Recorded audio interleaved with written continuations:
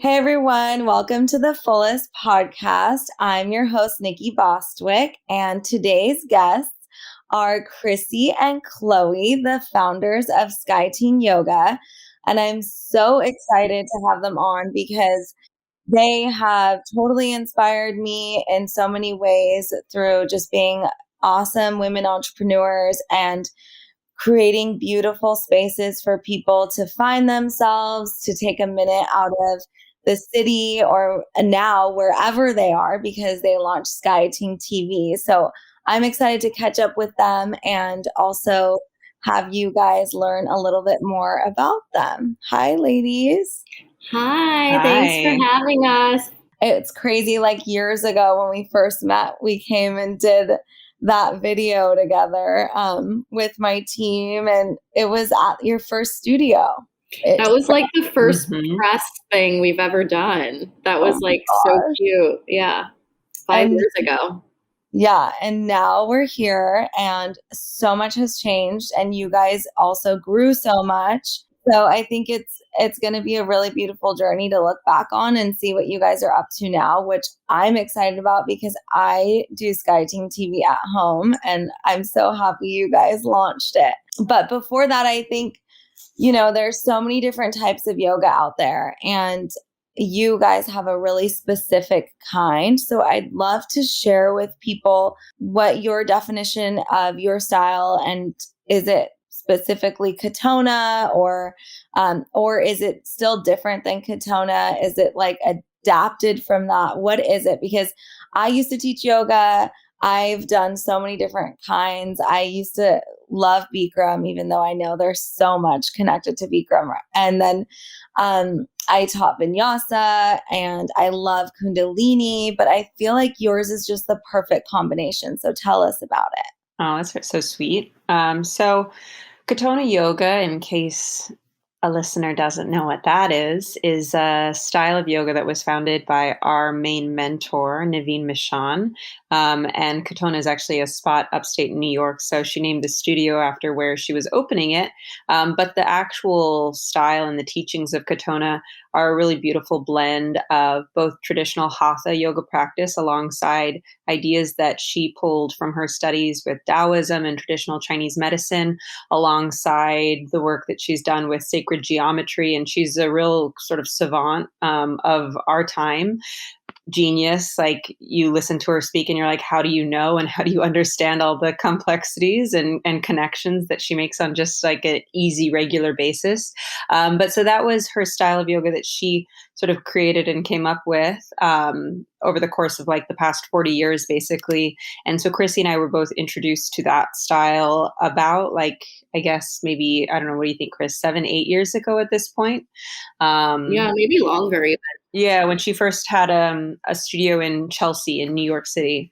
And so Krissy and I, we had met through a studio we were teaching at. We were teaching just kind of like a standard vinyasa practice, and we both have dance backgrounds. And so that style of yoga that encourages like, fluid movement and a little bit more of an aerobic technique worked well in our bodies and was easy to teach because of our dance background. We could remember, sequences really easily, but it kind of lacked for us depth in the philosophical side. And it was harder for us to relate. And so when we found Naveen and we found Katona yoga and we started studying there together, it just added another layer of richness in our personal dialogue and how we were relating to our practices, as well as how we could relay and teach all of this important information, the techniques and the tools that are so practical if you can understand them and incorporate them into daily life.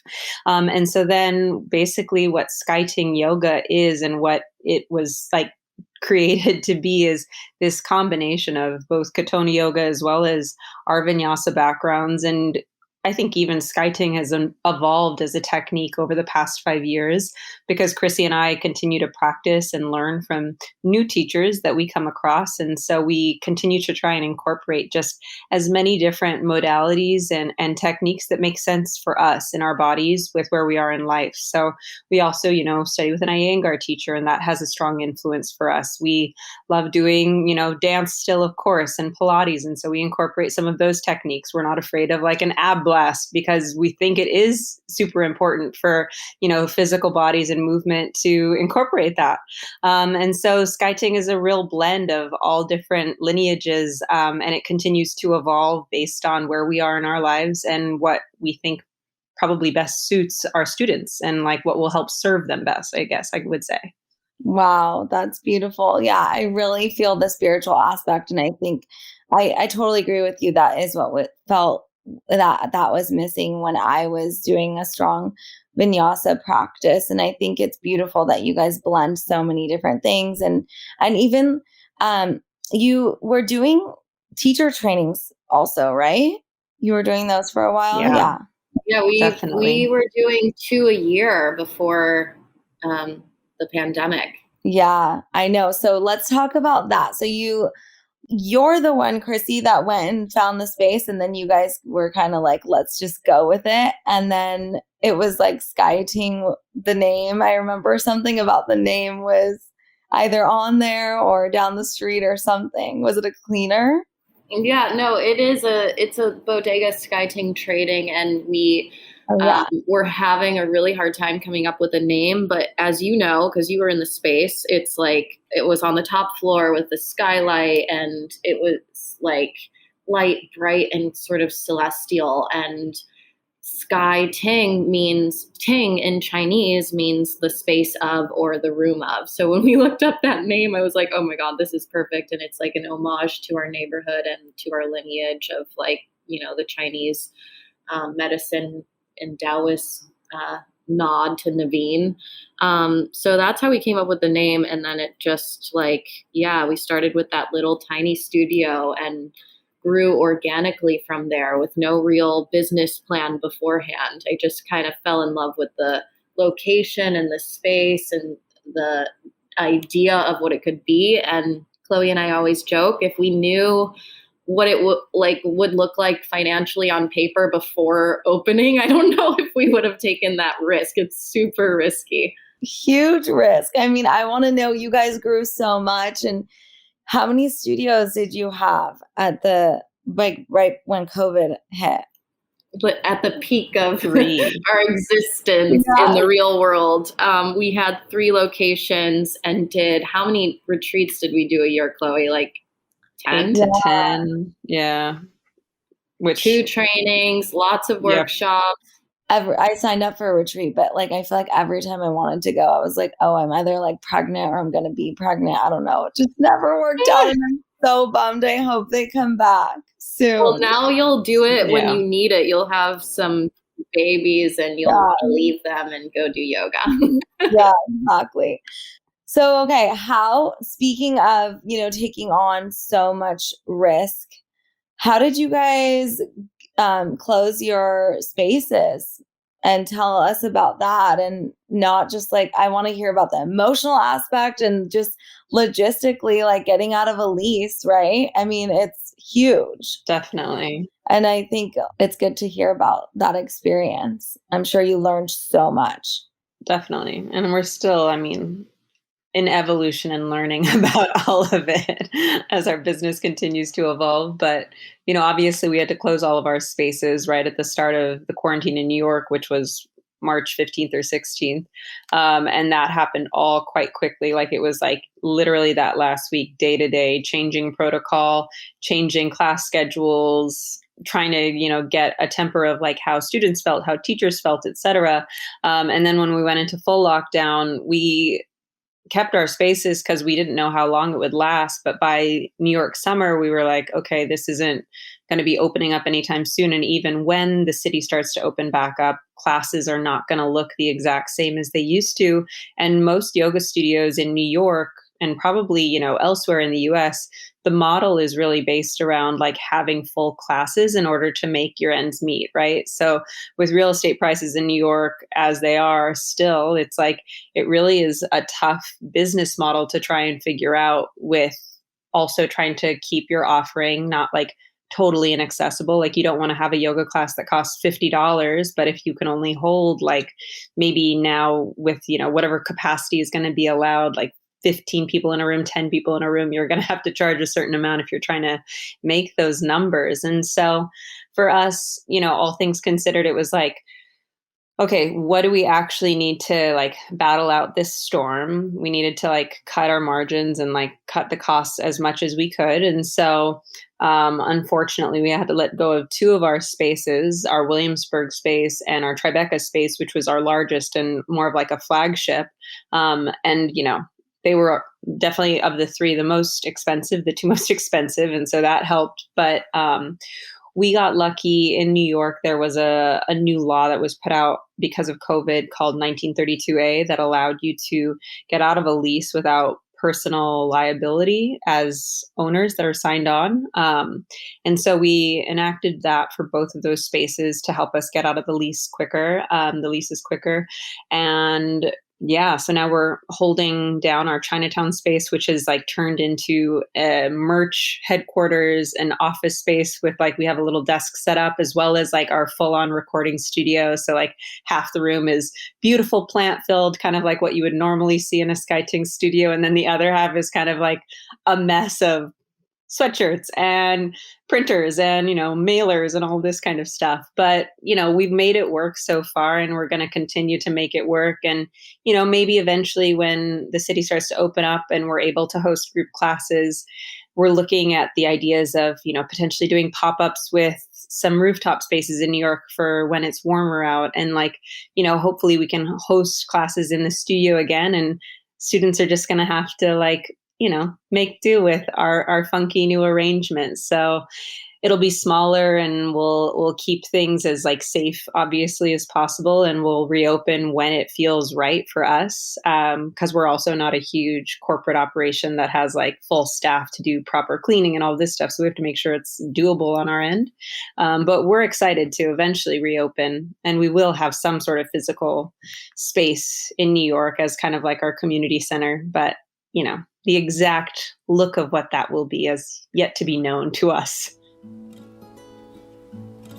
Hey everyone, thanks for tuning in. I wanted to share with you about natural wine. And I've been learning more and more about it lately because we've been working with a company called Primal Wine. And I absolutely love what I've learned working with them because they are really here to share with us the beautiful natural aspect of what wine really was intended to be. And I learned from them that conventional wine actually uses lab-grown yeasts and synthetic antimicrobials and even aerate their wine using gas injection at times. And I knew from that moment that I did not want to put that in my body. And what I also love about natural wine is the fact that they take into account cultural and philosophical methods when it comes to bringing us this beverage that really has respect for the environment. And it takes us back to the area where the grapes are grown. So I've been really excited because I signed up for Primal Wine's Wine Club, where they basically guide you along the way. They curate the natural wine and you get to learn something new. So I wanted to share this with you guys because we've partnered with them and we're offering free shipping when you sign up for their wine club. And it's a great way to do something for yourself or with a family member and really have some fun learning something new. So take the time, sign up, and tell us what you think. Use code TheFullest at checkout and go to their website, primalwine.com.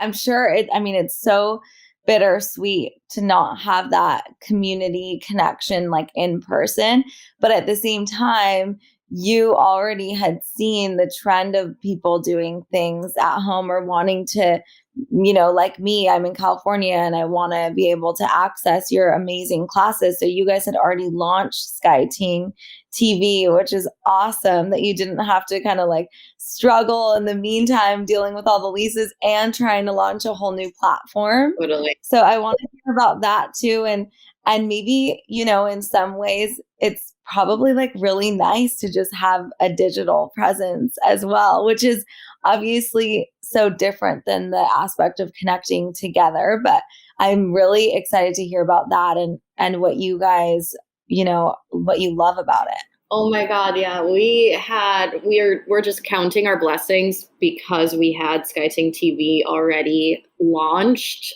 during like to be frank, like the shit storm we were in. And Yeah. we made it because of people like you, because we wanted to connect with our students all over the world. And we knew what made Sky Ting special was that community feel. You know, you come into our studio and we know most everyone's names, and you know your teachers and the front desk staff, and that's what made our space special. People had it as like an extension of their home and met, you know, a lot of friends and lovers through Sky Ting. So we didn't want to lose that energy and open up like, you know, franchises all over the world. We actually thought about opening in LA and opening in Austin, but then we were like, actually, let's just pour our resources and try this digital thing just for fun and see how it goes and see if people like it. So it took us like 2 years of filming videos and setting up the website to launch Sky Ting TV, and we launched November 2019. Wow. So Wow. thank God the timing was right for us. So then when the pandemic hit and lockdown hit, Chloe, Patrick, and I, we got a house in Montauk and just set up headquarters, and we're working on Sky Ting TV every day. So it really like skyrocketed Sky Ting TV, and it evolved to have live classes. And you know, the filming got worse. We were like, okay, we're in our homes now and everybody has iPhones. Let's just film these classes on iPhones instead of like, you know, beautifully shot cinematic videos. So Yeah. it was definitely like lower quality, but very fun. I think our personalities came through. Students liked feeling connected to us still and seeing us in our homes, just doing yoga with them. So now we're in a place where we can start filming, you know, nicer videos again and kind of refine what our offering is. And we have a year of information to see what people like and don't like. But yeah, we're very happy now. I mean, it's really sad we closed 2 studios, but we're hopeful we can do in person soon and see our community again. And we love Sky Ting TV. It allows Chloe and me to be a little more free. It allows us to scale in a sustainable way. We're not like waking up at 7 o'clock in the morning, running to one of the studios. Like there's always a fire we have to put out. You know, it's like our lives are a lot more simple. And I think we're both enjoying that part of it. I'm sure it sounds way more manageable for sure. I mean, having physical spaces and then managing employees on top of it, and also like you guys didn't have just like your employees, you also had the teachers who I don't know if they're employees or just freelancers, but it's just like so much work, and then it So many people. Yeah, it takes away from bringing, you know, the education and the philosophy and the intention behind it. I mean, for you guys, it takes it away. So I'm sure it's just like really fun. Obviously, there's probably so much to manage and technology is crazy. But I think that's the cool part too. Like our podcast used to be filmed beautifully and I had the best sound and everything. And now it's just like, you know, we're at the mercy of like whatever platforms we use for stuff like this. But it also just makes it more fun in some way. Like I love going on Sky Ting TV and the fact that you guys have so many different teachers just doing it out of their apartments, you know? Like yeah, and there's no editing. Like it's like, okay, if you mess up class, sorry, you say the wrong thing, whatever, we're not cutting it. Yeah, that's super cool. It's very authentic. How many teachers do you guys have? Like what happened with your roster in that sense? Yeah, we definitely had to cut down. I mean, it's just like the capacity of how much we could put out online at a time, you know, because we used to have with our studios, 3 studios with, you know, 7 to 10 classes, literally 7 days a week, open 365 days a year. And so we had 70 plus teachers on our roster before we closed down. So we've tried to like give as much opportunity as possible. And like we have a full range of teachers for sure available on Sky Ting TV. And now we're just kind of honing in and starting to like really create, like, I'd say just like a core group that we work with, and that really, you know, enhances the Sky Ting TV offering. So it's like a mix of techniques and teachers that do, you know, restorative, that do yin, that do breath work, that do meditation, that do more active asana, that do more like chill, that are all of the things, you know, so that the offering is still very rich, but we're just trying to also figure out the way to like best support teachers. Because if we can offer a teacher one class every like 6 months, it's not really support. But if we can offer, you know, a select group of teachers a good number of classes, then we can actually give, I think, a little more benefit to the teachers. Yeah, I'm curious, like, are you guys doing a bunch of classes a week? Or I find myself finding a class and then like loving it. So I just want to do that all the time, you know? And then I like know the teacher's jokes by the end of the week. I'm like, I know exactly what's going to happen, but I love it. But then I don't know. I'm not the type of person that's like, I need live classes and I'm going to wait for it. And because it's like so spontaneous when I'm going to do it. So I'm just curious, like, if you have that sort of data on what people are looking for. Are they like messaging you guys, or like how are you communicating with your community on what they want? We do a lot of communication on Instagram and talking with our students there, and email as well. We're always, even in classes you might have watched, we're like, okay, send in your requests, because that literally works, like to message a teacher and say, I want to pass on like chaturanga or whatever. So we do a lot of that, but then we look at our data, and it seems to be like the sweet spot is like people want to, you know, get a practice in, but not a full hour class. Like they want the shorter 30 to 40 minute classes, and they want to move their bodies and feel like they really did an hour class. So we have to somehow like fit an hour into 40 minutes and have all the things. So that's kind of what we've been looking at, but we were trying anything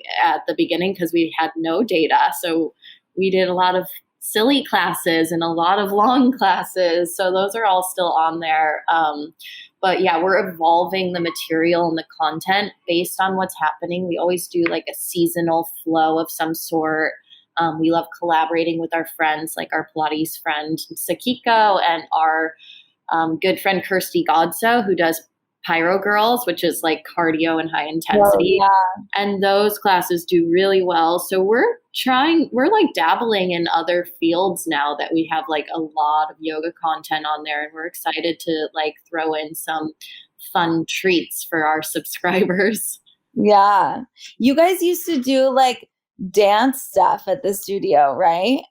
Like just impromptu, just like feeling it out. We do dance parties in all of our classes at the studio. So we want to start adding some more fun, like dance stuff into Sky Ting TV. That's Chloe and my main passion is dance. We come from that world. Yeah, I know. I would just like watch and be like, I want to go to this like talent show, whatever that. Talent shows are key. Yeah. There needs to be a live talent show where people can like have a Zoom talent show. Yes. Yeah, we talked about doing that. We just have to figure out logistically how to People are always down for our talent shows, and then the day of they drop out, they get stage fright. But we have some regulars. So do you see how's your audience? Are they all over? Still primarily New York? How's it growing in that sense? Yeah, definitely New York and LA heavy, I'd say. But then we've started to see basically from quarantine starting, like growth in other like cities across the US. So like Chicago and Austin, we have a pretty good base. We even have a pretty good base in like Canada and London and Paris. Those are like our top 3 as far as internationals, and even Australia is starting to grow more too. So it's really cool. I think total number of countries we reach with Sky Ting is like 50 countries total across the world. Definitely still mostly in the US, but slowly and surely getting word out there and getting the global community activated. Well, I'm so excited for you guys. And being able to adapt so quickly and just do what you need to do, but then also bring what you want to bring into the world to more people is really exciting. And it sounds like, I mean, it's really great for your personal lives too, which is a plus. Totally. Yeah. We're doing more at home like living than ever before. Chloe and I like learned how to cook. Oh my gosh, who knows? Maybe there's going to be like a whole like recipe aspect to things, honestly, like cuz it's a lifestyle, right? I mean, there's just so Totally. many things that are that people are probably wanting to learn directly from you guys. And Krissy, don't you work with, are you still doing stuff with Nike? Nike stuff, what I was doing with them was more in-person things like events, and they had a space where I was teaching their like influencers and athletes, but all of that's closed. I do jobs here and there, but definitely less, and off my non-compete, so I can do other things. Yeah, that's awesome. Yeah, but Chloe and I have worked with brands. We did a dance commercial that got cut. It was on the editing floor, but we worked with our favorite choreographers. So we've been playing around with having time to try different avenues of making money for ourselves and spreading the Sky Ting word out in different ways. How do you see things like different online platforms playing in terms of like collaborations, right? So the mirror was like a thing that was huge. And I mean, they got like bought out by Lululemon, I think. Yeah. Which is wild. And Lululemon has so many ambassadors. So I'm curious, how you guys see that play out or collaborations in that sense. Cause I think that, what you offer is so unique and people love it. And it's a combination of like, I don't like the word influencer, but people obviously look up to you guys in that way as well. And so there's so much opportunity there. Well, yeah, I think like for us, we offer something that is like a Sky Ting world. Like we're inviting people into our philosophy and our take, our spin on yoga, but also more broadly on life, which is kind of hard to we're finding it that's challenging, right? To like take something that was so organic to us in person and translate that digitally. Like, how do we get our audience to subscribe for longer than just a month trial or their free week trial to really know the ethos of what Sky Ting is? And once you're involved, I think you want to stay forever because our method is just like learning practical, fun, accessible tools to handle life more gracefully and have like a bigger framework of tools to work with on an everyday basis. So it's hard for us to like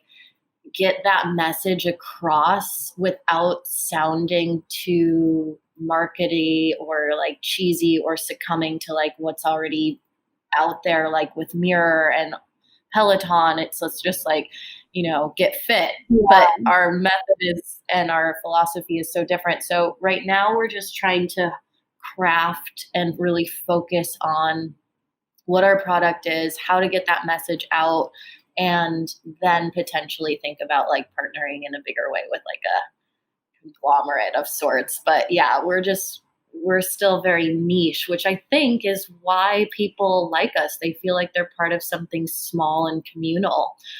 So trying to not lose that as we scale is always top of mind. I don't think that was your question, but that's where No, it's actually perfect. I loved it. And I completely agree. I mean, I'm one of those people that bought a mirror and I never use it because I was like, I just want Sky Ting TV and the stuff on here just doesn't relate to me. And it might relate to someone else in my family or, my husband sometimes uses it because he's such a Peloton guy and that. But for me, I just feel like what you said is the perfect way of explaining it. And I know the challenge of trying to explain that, like, how do you invite people into your world authentically without just being like hey, yeah, I don't know. It's or just robotic. I feel like those things are so soulless. yeah. Like I never want to do an app that sounds like a robot's teaching, or it's like too perfect, we like to keep our mistakes and our jokes in our classes because yoga is a human sort of like transmission of thought and practice, and it's designed that way. So it's really hard to do it online in a way that's authentic but still looks good, Yeah. I love that. Yoga is a human transmission. I love It is. that. It was designed to be, it's an oral tradition from teacher to student. And that's like how Chloe and I opened Sky Ting. It was like, we want to share the teachings of our teacher that is like, she is our main mentor, most inspirational person in our lives. We want to honor her and spread what she's developed. And that's how we started. And that's still like, even though we're doing this TV thing, that's still our mission, is to spread her like powerful energy and teachings and wisdom, and other people's. It's beautiful. I love it so much. And I'm really excited for you guys. And honestly, I tell everyone I know about it.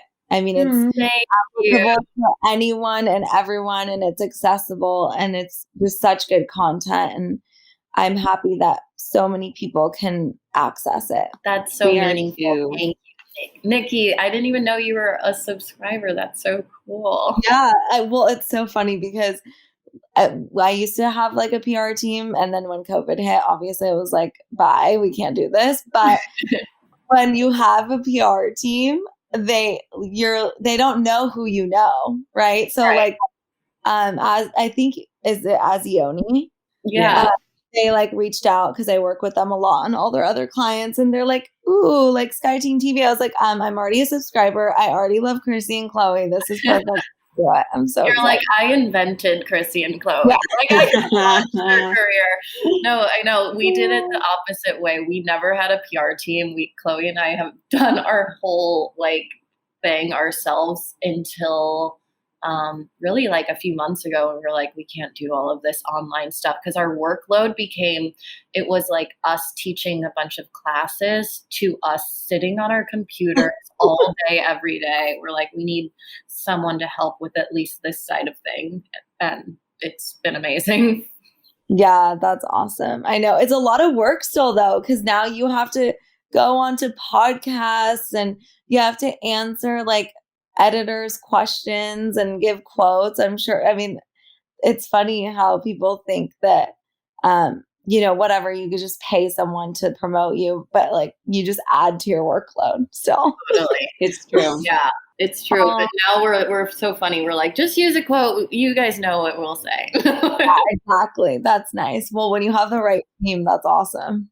Yeah, and I think for us, it's like just the time management that they do for us. Like we would never remember all of our deadlines. Like we're so bad, but luckily they're on our asses on a regular basis. Like, hey, this is due today, and we're like, oh right, okay, filling it out right now.